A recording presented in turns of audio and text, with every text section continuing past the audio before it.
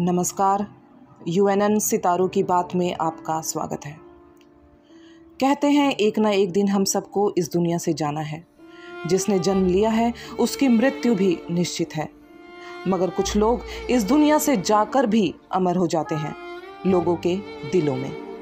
उन्हीं में से एक हैं प्रसिद्ध पत्रकार, एंकर, स्तंभकार, संपादक रोहित सरदाना।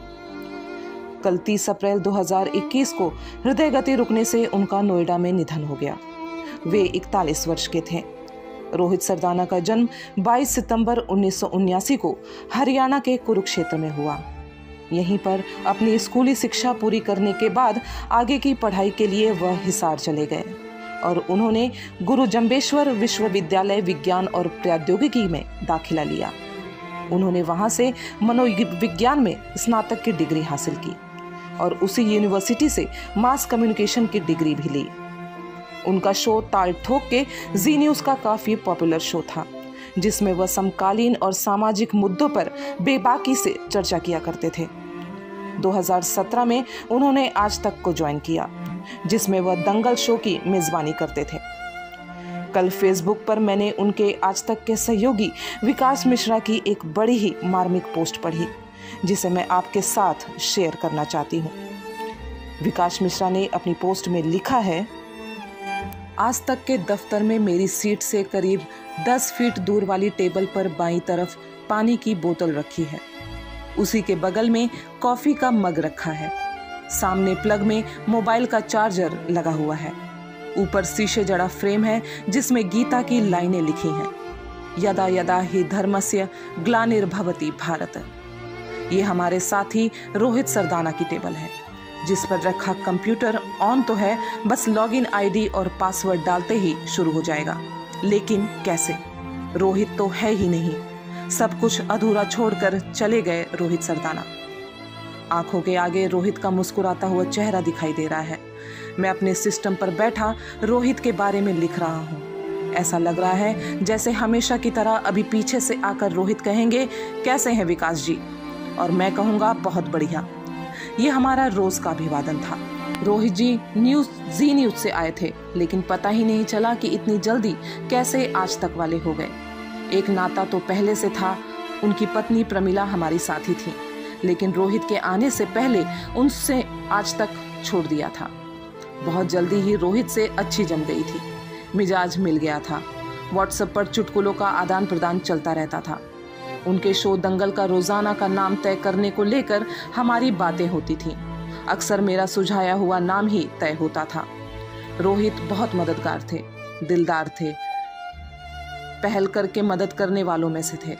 मुझे याद है मैं गोवा जा रहा था। रोहित चाहते थे कि मैं वहाँ के सबसे बढ़िया होटल में रुकूं, जहाँ वे रुके थे, बल्कि उसी सूट में भी जिसमें वो ठहरे थे। दफ्तर में कामकाज के दौरान अच्छी चकल्लस हुआ करती थी। एक रोज सईद अंसारी के लिए वे लाल रंग का ऊंचे ब्रांड का जूता ले आए।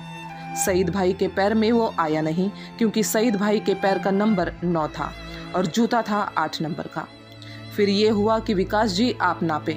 मैंने नापा, जूता फिट आ गया। रोहित बोले, अब ये आपका हुआ। जूता लेकर मैं आ गया। इस घटना के 2 साल हो गए। जूता अभी भी नहीं पहना है।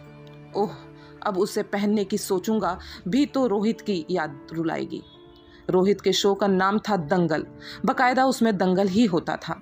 रोहित काफ़ी बेबाकी से ऊंची आवाज़ में सवाल पूछते थे तो कभी मुस्कुराते हुए कटाक्ष मारते थे, लेकिन शो से बाहर आने के बाद वे बिल्कुल अलग थे। मधुर आवाज़, मुस्कुराता हुआ चेहरा, बेहद ज़मीनी शख्सियत थी उनकी।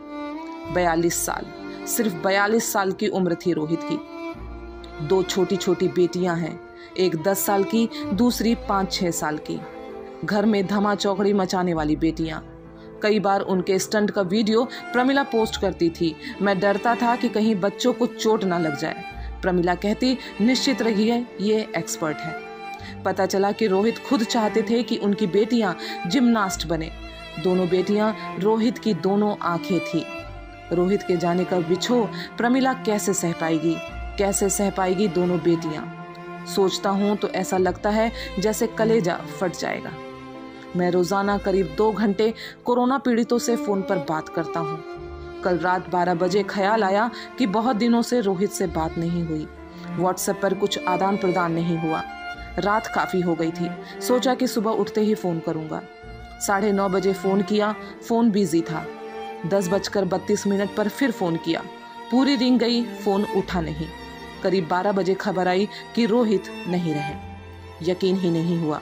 इसके बाद लगातार फ़ोन बजने लगा। लोग कंफर्म करना चाहते थे, उन्हें बता रहा था, सिर धुन रहा था, आंखों के आगे जैसे अंधेरा छा रहा था।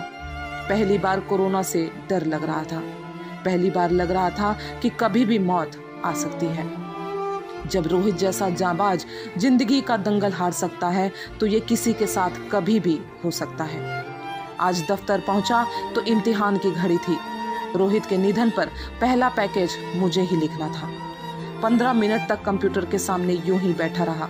एक भी शब्द नहीं लिखा गया, लेकिन कर्म की गति कठोर है, लिखना ही तो था। रोहित के न रहने की बात लिखते हुए हाथ कांप रहे थे, आंखें भर आ रही थी, गला रूंध रहा था। बार बार बाईं तरफ नजरें चली जाती थी जहां रोहित बैठा करते थे। रोहित ने कई बार वीकली ऑफ में घर बुलाया, लेकिन साल भर से तो मामला कोरोना की वजह से टलता रहा। वो घड़ी नहीं आ पाई। रोहित भाई, अब वही मुलाकात होगी जहां आप पहले पहुंच गए हो। रोहित का निधन हम सब के लिए बहुत बड़ा सदमा है। ईश्वर की प्रार्थना है कि उनके परिवार को इससे उबरने की क्षमता दे, उनकी बेटियों को पिता का सपना पूरा करने का साहस दे।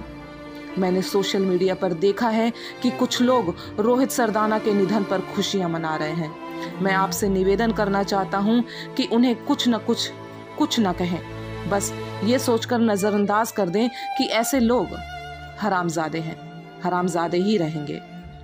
रहा सवाल रोहित का, तो वो करोड़ों देशवासियों के दिलों में सदियों तक धड़कते रहेंगे।